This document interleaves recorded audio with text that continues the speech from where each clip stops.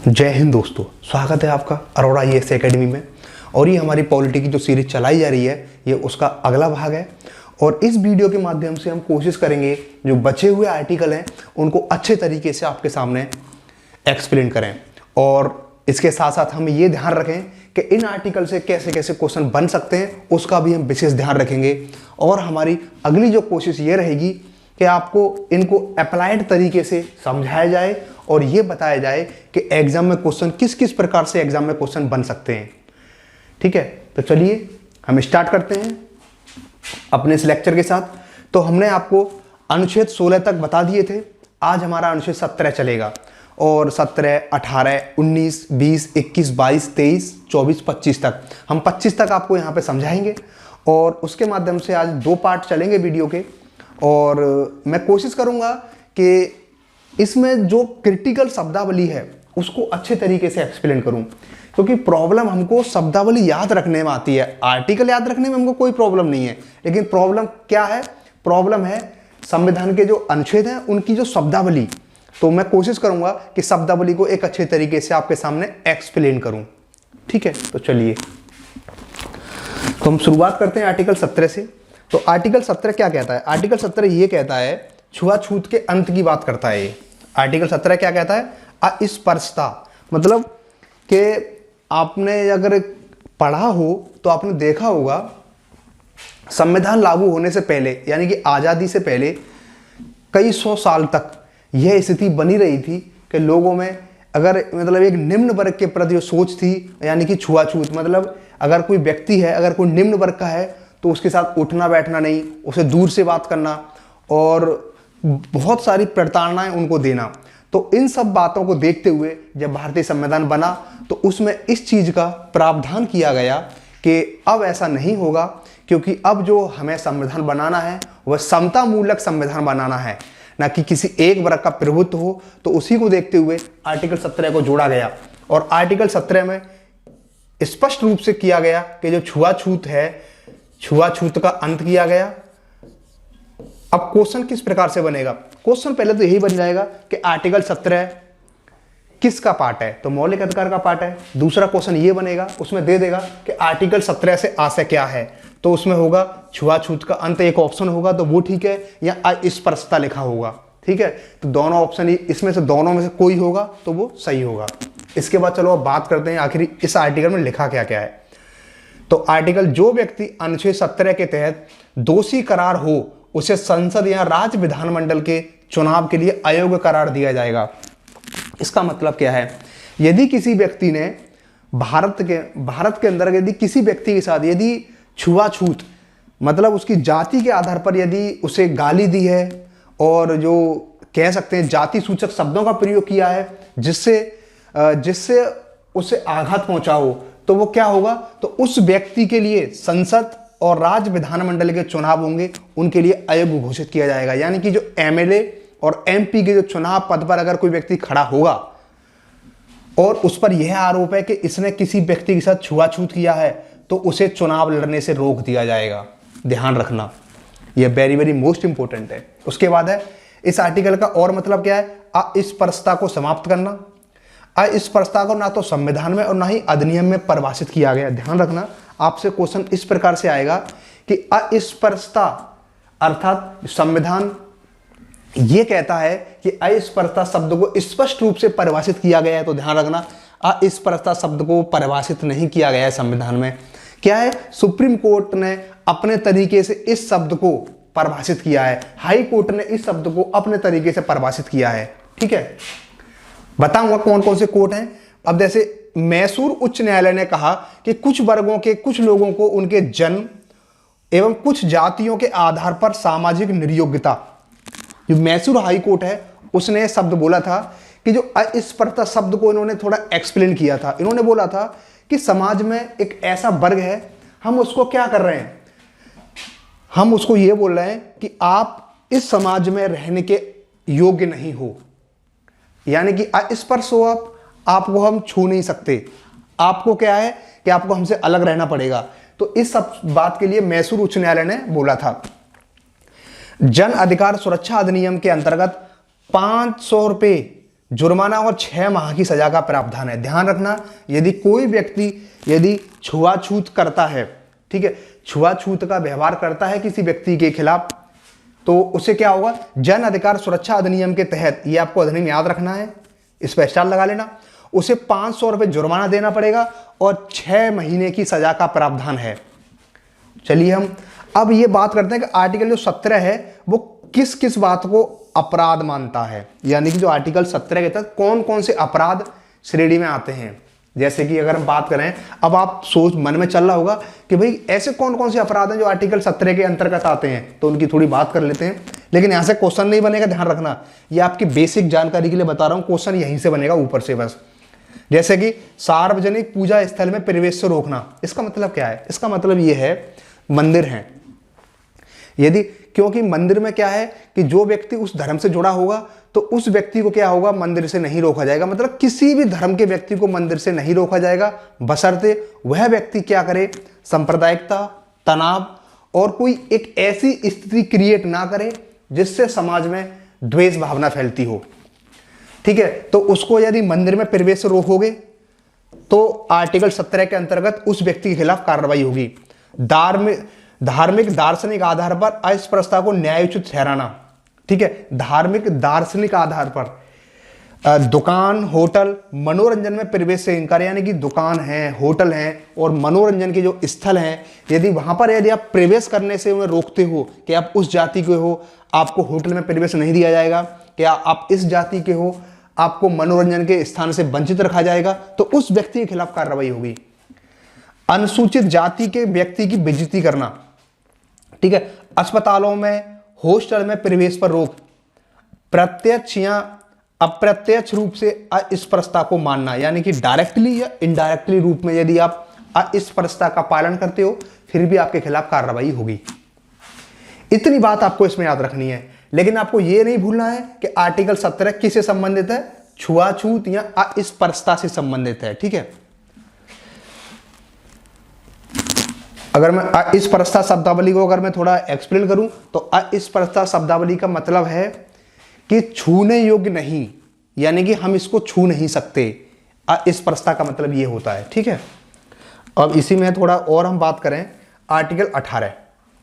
देखो article 18 important है, थोड़ी सोचने वाली बात है इस आर्टिकल के बारे में। मैं आपसे थोड़ा बात करूं कि आर्टिकल क्यों इंपोर्टेंट है। आपने देखा होगा, यदि आपने मॉडर्न हिस्ट्री पढ़ी होगी, तो आपने कई सारे महापुरुषों को कुछ उपाधियां प्राप्त हुई थी। जैसे कि हम अगर देख लें गांधी जी को, ठीक है, नाइटहुड इसका क्या कहते हैं, इसका कई सारी उपाधियां मिली हैं। जैसे कि सेना में भर्ती करने वाला सार्जेंट, ठीक है, गांधी जी को बोला गया था। रविंद्रनाथ टैगोर को नाइटहुड की उपाधि मिली थी। मोहन राय को राजा की उपाधि मिली थी। ऐसे कई हमारे महापुरुष हैं जिनको क्या था, बड़ी बड़ी उपाधियां मिली थी। तो ये क्या करती हैं, ये समाज में असमानता का माहौल पैदा करती हैं। हालांकि ये पहले की सिचुएशन थी उसके अनुसार ठीक थी, लेकिन आजादी के बाद, संविधान लागू होने के बाद हमारा संविधान समानता के सिद्धांत पर कार्य करता है, यानी कि भारत का कोई भी नागरिक है वो खुद को हीन महसूस ना करे। तो उसको देखते हुए अब जो जितनी सारी उपाधियां थी उनको समाप्त कर दिया गया। जैसे कि राय बहादुर की उपाधि मिलती थी पहले, ठीक है, राय बहादुर बोल दिया, और बड़ी बड़ी उपाधि हैं जैसे कि अन्य और बहुत सारी उपाधियां हैं, जैसे कि महाराजा धीराज है, और उपाधियां हैं बड़ी बड़ी जो नाम के आगे लगती थी। तो इन सबको देखते हुए संविधान ने इनको कब समाप्त कर दिया, आर्टिकल 18 के तहत। यानी कि जितनी उपाधियां आपने मॉडर्न हिस्ट्री में पढ़ी हैं, प्राचीन काल में पढ़ी हैं, मध्यकाल में पढ़ी हैं, उन सारी उपाधियों को समाप्त कर दिया गया। बस केवल 2 शर्तों पर उन्होंने कहा कि सेना, ध्यान रखना, सेना और विद्या, यानी कि डिफेंस और एजुकेशन को छोड़कर जितनी भी उपाधियां हैं सबका पूर्ण तरीके से समाप्त कर दिए गए। अब हम इसको पता कैसे करें, जैसे कि आप देखते हुए मेजर, जनरल, कमांडर चीफ, ये सेना की उपाधियां हैं। अब इसी में विद्या में क्या स्किल की उपाधि भी आती है। जैसे कि अगर कोई व्यक्ति न कोई स्किल ग्रहण किया है, ठीक है, यानी कि उसके पास कोई कौशल है, तो वो उसे कोई उपाधि मिलती है तो वो ग्रहण कर सकता है। अब हम बात करें कि आर्टिकल 18 में किन किन बातों का प्रावधान है, तो वही बात है, सेना या विद्या संबंधी उपाधि के सिवाय और कोई उपाधि ग्रहण नहीं करेगा। इस पर स्टार लगा लेना, वेरी वेरी मोस्ट इंपोर्टेंट है, क्योंकि ये क्या बात करता है, यह कहता है, यह इस बात के लिए कहता है, एक मिनट, यह कहता है सेना या विद्या संबंधी उपाधि के अलावा कोई उपाधि ग्रहण नहीं करोगे, पहली कंडीशन, ठीक है, आपको याद रखना है, क्वेश्चन स्टेटमेंट में इसी प्रकार से आएगा। भारत का कोई भी नागरिक विदेश से उपाधि प्राप्त नहीं करेगा, यानी कि ऑस्कर अवार्ड है, नोबेल प्राइज है, ये क्या है, विदेशी अवार्ड है। यदि इनको प्राप्त करना है तो क्या होगा, माननीय राष्ट्रपति जी की क्या लेनी पड़ेगी, अनुमति लेनी पड़ेगी। अब ध्यान रखना, अनुमति लेनी मतलब एक कंडीशन, आपको जैसे सपोज करो आपको नोबेल पुरस्कार मिलने वाला है और नोबेल पुरस्कार विदेशी पुरस्कार है, और इस पुरस्कार को प्राप्त करने के लिए आप राष्ट्रपति जी से अनुमति मांगोगे, राष्ट्रपति जी अनुमति दे देंगे, उसके बाद आपको यह पुरस्कार मिल पाएगा। उसके बाद क्या है, कोई विदेशी जो भारत के अधीन लाभ या विश्वास के पद पर है वह किसी भी देश से बिना राष्ट्रपति की सहमति से उपाधि प्राप्त नहीं करेगा। इसका मतलब क्या है, यदि कोई विदेशी व्यक्ति और भारत में क्या है, सरकार के साथ कोई काम कर रहा है या फिर किसी अच्छे पद पर है और वह किसी विदेश से उपाधि प्राप्त करना चाहे, तो वह विदेशी व्यक्ति भी बिना राष्ट्रपति के अनुमति के, ध्यान रखना, बिना राष्ट्रपति जी के अनुमति के उपाधि नहीं ले सकता। हालांकि राष्ट्रपति जी अपनी सहमति दे ही देते हैं, इसमें कोई दोहराई नहीं है, ध्यान रख। अब राज्य के अधीन कोई पद धारण करने वाला व्यक्ति किसी विदेशी राज्य से या उसके अधीन किसी के रूप में कोई भेंट राष्ट्रपति की सहमति से बिना स्वीकार नहीं करेगा। मैंने वही बात बताई है, यदि कोई विदेशी व्यक्ति भारत में रह रहा है और उसे अन्य देश से कोई उपाधि मिलेगी तो राष्ट्रपति की सहमति अनिवार्य है। दूसरी बात, यदि भारत का कोई व्यक्ति यदि कोई विदेशी अवार्ड लेना चाहता है, जैसे नोबेल प्राइज है, ऑस्कर है, ग्रैमी है, ठीक है, यदि इन अवार्डों को लेना चाहता है तो भी राष्ट्रपति की अनुमति लेनी पड़ेगी। अब बात आई कि भाई अब जो भारत रत्न है, पद्म भूषण है, पद्म विभूषण है, ये भी तो उपाधियां हैं, क्या ये भी समाप्त कर दी गई हैं? तो ध्यान रखना, नहीं, ये क्योंकि इनको समाप्त नहीं किया गया, कारण सुनो उसको। न्यायालय ने 1996 में कहा कि पद्म विभूषण, पद्म श्री, पद्म भूषण कोई उपाधि नहीं है, बस कोई नाम के पहले इन्हें इस्तेमाल ना करे वरना उन्हें पुरस्कार को त्यागना पड़ेगा। ध्यान रखना, पद्म विभूषण, पद्म भूषण, भारत रत्न ये उपाधि नहीं बोली है, यानी कि उच्च न्यायालय ने कहा था ये उपाधि नहीं है, ठीक है, ये सम्मान है। अब यदि कोई व्यक्ति अपने नाम के आगे ऐसा ये लिखता है कि पद्म भूषण राजेंद्र जी, पद्म भूषण और कोई और नाम है, तो उसके नाम के आगे यदि आपने उपाधि का प्रयोग किया तो आपको ये उपाधि त्यागनी पड़ेगी। ध्यान रखना, ये थोड़ी कंडीशन है। यदि आपने उस उपाधि के आगे यदि नाम, उपाधि को पहले रख लिया नाम से पहले, जैसे कि आपने लिख लिया भारत रत्न, ठीक है, भारत रत्न सचिन तेंदुलकर, तो इस प्रकार से वो अपना नाम कभी नहीं लिखते होंगे, ध्यान रखना, वो सचिन तेंदुलकर लिखकर छोड़ देते होंगे। यदि ऐसा करते हैं तो उन्हें पुरस्कार को त्यागना पड़ सकता है, क्योंकि ये लिखा हुआ है, ठीक है। अब आगे बात आती है, यदि हम आगे बात करें article 19, article 19 very very most important, ठीक है। इंपोर्टेंट किस सेंस में है, इसकी बात करते हैं हम। देखो, यदि हम स्वतंत्रता की बात करें, क्योंकि आर्टिकल 19 जो है वो स्वतंत्रता से संबंधित है। ध्यान रखना, स्वतंत्रता एक बहुत महत्वपूर्ण शब्द है, यानी कि भारतीय लोग थे वो इस बात से पूर्ण तरीके से अवगत और सहमत थे कि यदि भारत के नागरिकों को, भारत ने किसी भी दुनिया के किसी भी नागरिकों को यदि स्वतंत्रता नहीं है तो क्या होगा, उनके व्यक्तित्व का विकास नहीं हो सकता, उनकी पर्सनैलिटी का विकास नहीं हो सकता, ठीक है, और वो जो करना चाहते हैं वो नहीं कर सकते।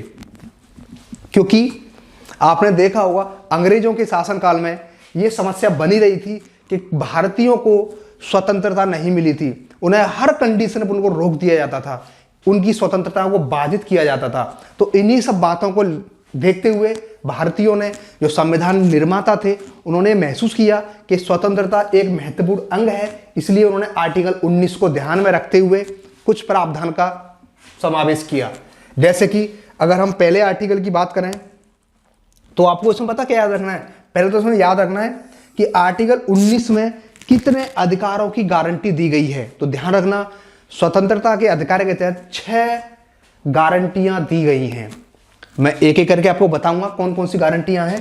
तो पहले हम बात करें वाक एवं अभिव्यक्ति की स्वतंत्रता, यानी कि 19(1) के अंतर्गत आता है ये 19(1), या तो 19(1) बोल दो या 19 का बोल दो, ठीक है। ये क्या है? वाक एवं अभिव्यक्ति की स्वतंत्रता। इस शब्द का मतलब क्या है? इस शब्द के मतलब पर हम जाते हैं तो देखो, वाक मीन्स क्या होता है? बोलना, ठीक है। और अभिव्यक्ति का मतलब होता है किसी बात को प्रस्तुत करना, किसी बात को कहना, किसी बात को आपके सामने प्रेजेंट करना, ठीक है। किसी भी व्यक्ति को बोलने का अधिकार है, अपनी अभिव्यक्ति दर्शाने, मत देने का अधिकार है। इस पर तभी प्रतिबंध लगेगा जब वह भारत की एकता एवं संप्रभुता, राज्य की सुरक्षा, विदेशी राज्य से मित्रवत संबंध, सार्वजनिक द्वेष, नैतिकता की स्थापना, ठीक है, ये सब कारण। इसमें क्या है? इसमें यह बोला है कि आपकी स्वतंत्रता तब तक बनी रहेगी जब तक भारत की संप्रभुता, भारत की अखंडता, भाईचारा,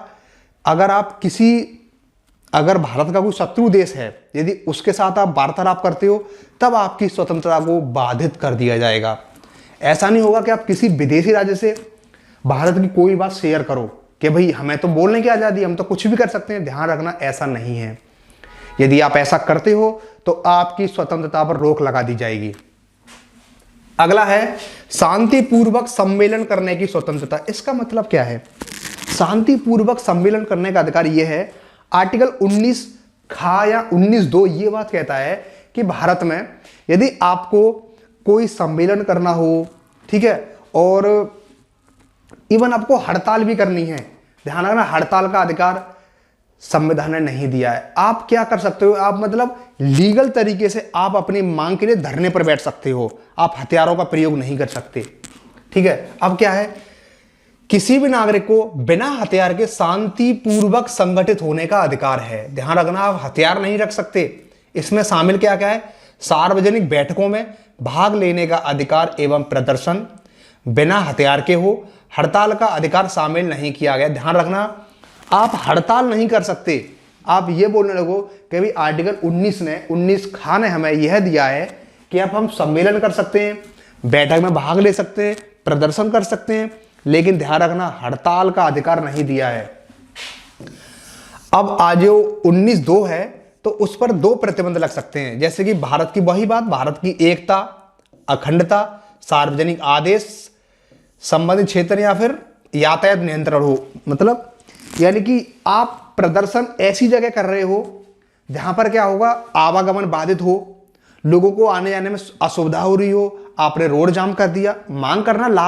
आपकी मांग करना अच्छी बात है, लेकिन आपकी उस मांग से, उस प्रदर्शन से भारतीयों के जो लोग हैं उनके अधिकारों का हनन नहीं होना चाहिए और ना ही किसी को नुकसान होना चाहिए, ठीक है। यदि आप ऐसा करते हो तो आपकी जो ये स्वतंत्रता है उसको समाप्त कर दिया जाएगा, ठीक है, नियंत्रण कर लिया जाएगा। अब बात करते हैं, अब देखो 2 कंडीशन हो रहे हैं। आपने धारा 144 के बारे में सुना होगा और धारा 141 के बारे में सुना होगा। देखो ये क्या है? ये 2 ऐसे कंट्रोल सिस्टम है भारत के पास, जो भारत की सरकार है उसके पास 2 ऐसे कंट्रोल सिस्टम है कि इसके द्वारा वो क्या कर सकते हैं? किसी भी व्यक्ति को शक के आधार पर उठा सकते हैं। ध्यान रखना, ये थोड़ा नेगेटिव भी लगता है क्योंकि जो सरकार है उन्होंने इसका दुरुपयोग भी किया है। यानी कोई व्यक्ति अपने हक के लिए प्रदर्शन कर रहा है, ठीक है, तो वो सरकार क्या करती है? उसको उठवा लेती है 144 के तहत, 141 के तहत। तो बताता हूं, ये आपको थोड़ा याद रखने हैं, ये आईपीसी धारा है ये। अब हम 144 की बात करते हैं। 144 के अंतर्गत एक न्यायाधीश किसी संगठित बैठक को किसी भी व्यवधान के खतरे के तहत रोक सकता है। अब सपोज करो आपने कोई बैठक की और आप बैठक कर रहे हो लीगल तरीके से, ठीक है, तो कोई दिक्कत नहीं है। यदि सरकार को कभी ये लगता है कि आपने जो बैठक की है उससे कोई खतरा हो सकता है, कोई सांप्रदायिक माहौल हो सकता है, ठीक है, दंगा हो सकता है, फसाद हो सकता है, और कोई देश के लिए जो संप्रभुता है उसके लिए खतरा हो सकता है, देश की अखंडता के लिए खतरा हो सकता है, तो ऐसी स्थिति में क्या होगा, न्यायाधीश धारा 144 के तहत उस बैठक को क्या कर देगा, रोक देगा, समाप्त कर देगा कि आप बैठक नहीं कर सकते, ठीक है। अब आते हैं 141 की बात करते हैं। आईपीसी की धारा 141 क्या कहती है? 141 ये कहती है यदि 5 व्यक्ति या 5 से अधिक व्यक्ति यदि कहीं पर खड़े होकर कोई बात करते हैं तो उन व्यक्तियों को क्या कर सकते हैं, शक के आधार पर उनको उठा सकते हैं, ठीक है। ये गैर कानूनी, हम बोल देंगे कि आप जो कार्य कर रहे हो आप गैर कानूनी हैं और आपको पुलिस उठा सकती है। आपने रोल एक्ट का नाम सुना होगा।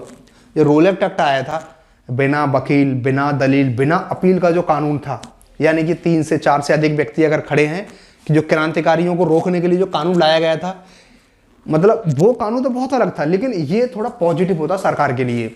इसमें क्या होता है, इसमें व्यक्ति को अधिकतम 3 महीने तक हम जेल में रख सकते हैं, उसके बाद एक कमेटी गठित होती है, उसको सौंप दिया जाता है उसका प्रोसेस, ठीक है। तो ध्यान रखना 144 का मतलब क्या है कि जो न्यायाधीश है वह बैठक को मतलब उसको क्या कर समाप्त कर सकता है, ठीक है। किस कंडीशन में, यदि उसको लगता है कि इस बैठक से देश में या राज्य में उस जगह पर खतरा हो सकता है। 141 क्या है, 141 ये है कि 5 या उससे अधिक लोग यदि गुट बनाकर प्रदर्शन कर रहे हैं तो उनको भी रोक सकते हैं, उनको गिरफ्तार कर सकते हैं, ठीक है। इसके बाद है संगम या संघ बनाने का अधिकार। इसका मतलब क्या है कि जो आप देखते हो सोसाइटी बनती है, जो संघ बनते हैं, तो उनके बारे में स्वतंत्रता है, ठीक है। हम बात करें, सभी नागरिकों को सभा, संघ अथवा सहकारी समितियां बनाने का अधिकार है। सहकारी समितियां क्या होती हैं, मैं एक बार रिपीट करता हूं, सभी नागरिकों को सभा, संघ अथवा सहकारी समितियों को बनाने का अधिकार है। इसका मतलब क्या है, इसका मतलब यह है जो सहकारी समिति मतलब कोऑपरेटिव सोसाइटी क्या होती है, आपने देखा होगा। कोऑपरेटिव सोसाइटी का मतलब यह होता है कि इसमें कई लोग जुड़कर एक संघ बनाते हैं, संघ बनाते हैं।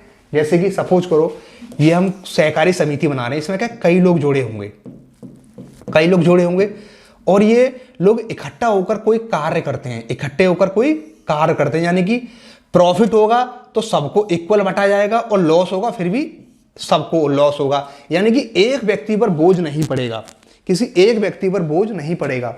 सपोज करो यदि कोई किसान यदि स्वयं खेती करता है तो उसको नुकसान होगा, प्रॉफिट होगा वो खुद पर होगा। लेकिन यदि कई किसान यदि मिलकर कई सारे खेतों को मिलाकर यदि मिलकर खेती करते हैं सहकारी समिति के आधार पर, तो प्रॉफिट होगा तो सब पर होगा, लॉस होगा तो सब पर होगा। इससे क्या होता है, इससे जो हानि होने की संभावना वो कम हो जाती है, ठीक है।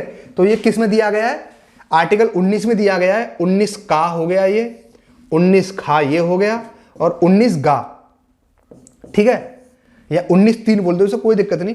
उच्चतम न्यायालय ने व्यवस्था दी कि श्रम संगठनों को मोलभाव करने, हड़ताल करने, तालाबंदी करने का कोई अधिकार नहीं। अब तो आप देखते होंगे जैसे कि अब जो यूनियन बनाए जाते हैं, जो मजदूरों के यूनियन बनते हैं, ठीक है, वो क्या करते हैं, वो इसी के तहत बनते हैं। जो यूनियन जितने बनते हैं, मजदूर यूनियन, बहुत सारे यूनियन बनते हैं, वो आर्टिकल 19 के तहत ही बनते हैं। लेकिन ध्यान रखना, उनको हड़ताल करने का अधिकार भी उनको नहीं दिया गया है।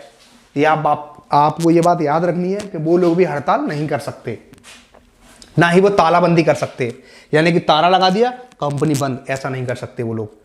मांग है, लीगल तरीके से मांग रखो, अगर सही होगी तो मानी भी जाएगी। अब उसके बाद अब हम बात करते हैं इसकी अबाध संचरण की स्वतंत्रता, ठीक है। थोड़ा शब्दों पर ध्यान दिया करो, जो मैं शब्दों की एक्सप्लेनेशन करता हूं उनको लिख लिया करो, ठीक है। अबाध का मतलब क्या है, अबाध संचरण स्वतंत्रता का मतलब क्या है, घूमने की आजादी। अबाध का मतलब क्या हो, अबाध का मतलब है कि हम पर कोई बाउंडेशन या बाध्यता नहीं है, हम कहीं पर भी जा सकते हैं, आ सकते हैं भारत में, यानी कि हम जम्मू कश्मीर से लेकर के और कन्याकुमारी तक घूम सकते हैं, गुजरात से लेकर के अरुणाचल प्रदेश तक जा सकते हैं, हम पर कोई बाउंडेशन नहीं लगेगी। लेकिन मैंने पहले ही बता दिया है, हर मौलिक अधिकार में युक्त प्रतिबंध लगाए गए हैं। उनका मतलब क्या है? उनका मतलब ये है कि यदि उस चीज से वहां के निवासियों को कोई खतरा होता है तो आप पर रोक लगाई जा सकती है। ध्यान रखना, जो मौलिक अधिकार हैं उन मौलिक अधिकार में मौलिक अधिकार हैं, फंडामेंटल राइट हैं, उनमें स्पष्ट रूप से यह बोला गया है कि जो आपको मौलिक अधिकार मिले हैं, आपके मौलिक अधिकार से किसी व्यक्ति के मौलिक अधिकारों का हनन नहीं होना चाहिए, नहीं तो उस कंडीशन में आपके मौलिक अधिकारों को सीमित कर दिया जाएगा। ठीक है, वही बात अब शब्द की थोड़ा देखते हैं। प्रत्येक नागरिक को कहीं भी घूमने का अधिकार देता है, यानी कि 19(4) है, प्रत्येक नागरिक को भारत में कहीं भी घूमने का अधिकार देता है। वही बात 2 प्रतिबंध है इस पर भी।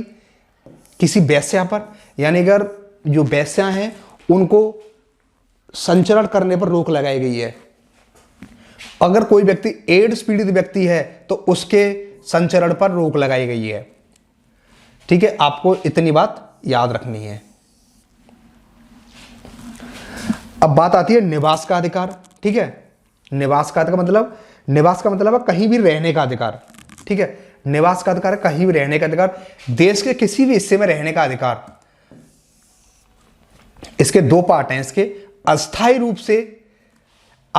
से मतलब ऐसे किराए पर रहते हैं हम कहीं पे जाके, ठीक है, तो ये उसकी बात करता है। स्थायी रूप से मतलब अपनी जगह लेना और अपना घर बनाना। लेकिन इस पर भी 2 प्रतिबंध हैं, जैसे कि यदि आम लोगों का हित, इसका मतलब क्या है? आप कहीं जाकर रह रहे हो और वहां पर रहने वाले नागरिकों को आपसे परेशानियां हो रही हैं तो आप पर प्रतिबंध लगा सकते हैं, जैसे कि अनुसूचित जनजातियों का हित, कुछ लोगों के घूमने पर प्रतिबंध, वेश्या पेशेवर अपराधी, ठीक है, इन लोगों पर प्रतिबंध लग सकता है। यानी कि जो वेश्या है, सपोज करो कोई अच्छी सोसाइटी है और वहां जाकर वेश्या रहने लगे, वो ये बोलने लगे कि भाई हमारा तो मौलिक अधिकार है कहीं भी बसने का, तो ध्यान रखना उस कंडीशन पर उन पर रोक लगाई जा सकती है। वो लोग रह सकते हैं लेकिन अपना जो वेश्यावृत्ति वाला काम है उसे छोड़ना होगा, एक अच्छे नागरिक की तरह रहना होगा उन्हें, तब तो वो लोग रह सकते हैं। ठीक है, अगर वो पेशेवर अपराधी है, यदि कोई व्यक्ति अपराध करके कोई अच्छी सोसाइटी में रहना चाह रहा है तो उस पर भी रोक लगाई जा सकती है, क्योंकि इससे क्या होगा, इससे माहौल खराब होता है, अराजकता की स्थिति होती है और एक जो माहौल होता है वो एक डर का माहौल बना रहता है, तो इसलिए इस पर भी प्रतिबंध लगाया गया है। हाँ, अगर वो व्यक्ति सही है तो भारत में कहीं भी रह सकते हो, तुमसे कौन कहने वाला है, तुमसे कोई नहीं कहेगा कुछ भी। अब अगला आता है व्यवसाय की स्वतंत्रता। भारत के किसी भी नागरिक को कहीं पर भी अपना जीविका पार्जन के लिए व्यवसाय करने का अधिकार है, यानी कि सभी नागरिकों को किसी भी व्यवसाय को करने, पेशा अपनाने और व्यापार शुरू करने का अधिकार है। मतलब भारत का कोई भी नागरिक कोई भी व्यवसाय कर सकता है। ठीक है, वहां पर क्या है, कोई भी अपना रोजगार शुरू कर सकता है, लेकिन इस पर भी 2 प्रतिबंध। ध्यान रखना, जितने मौलिक अधिकार आप पढ़ोगे हर मौलिक अधिकार पर कुछ ना कुछ प्रतिबंध जरूर लगाए गए, ताकि क्या होगा, इससे क्या होगा कि किसी भी व्यक्ति के जो मौलिक अधिकार हैं, ठीक है, उनका हनन ना हो। तो इस पर क्या है, इस पर यही दिया हुआ है इसमें, किसी भी पेशे के लिए कोई तार्किक तकनीकी योग्यता को जरूरी ठहराया जा सकता है। यानी कि इसका मतलब क्या है, इसका मतलब यह है कि यदि कोई पेशा है और वहां पर टेक्निकल व्यक्ति चाहिए और उस टेक्निकल व्यक्ति को ही वहां नियुक्त किया जा सकता है। आप ये नहीं कह सकते कि भाई यहां तो कि मुझे रोजगार दो तुम, आप ऐसा नहीं कर सकते। अगर कोई टेक्निकल काम है तो वहां टेक्निकल व्यक्ति की जरूरत है, तो उस टेक्निकल व्यक्ति की ही वहां नियुक्ति होगी, आप जरूरी दावा नहीं कर सकते। किसी व्यापार, व्यवसाय, उद्योग या सेवा को आंशिक रूप से जारी रख सकता है। ठीक है, किसी व्यापार, व्यवसाय, उद्योग या सेवा को आंशिक रूप से जारी रख सकता है। यानी इसका मतलब यही है कि आप